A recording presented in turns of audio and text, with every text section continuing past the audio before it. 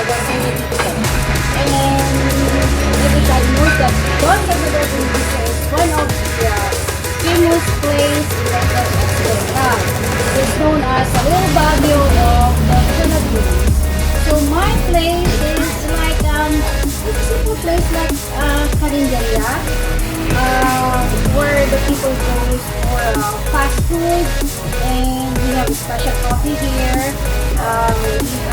We're giving complimentary called Senorita Banana or bananas, Senorita Saging in Tagalog, and we are serving a fresh food here like tinolang manok, which is native food. We have nilaga, and if you want so native, we have paksiw na isda, which is very famous here in the Philippines. Yeah. So welcome to Kubo Ni Maria.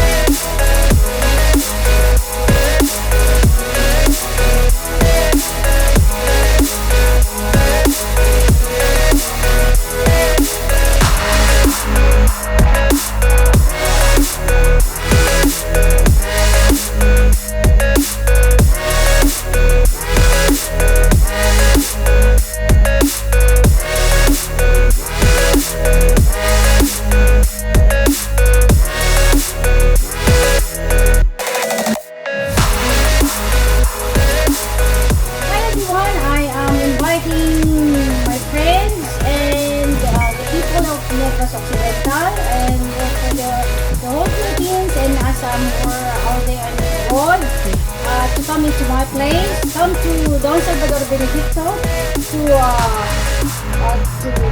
have fun, and this is a very good place to visit and the place for relaxing, and you can have so much fun here, and we have different coffee shops here, and yeah.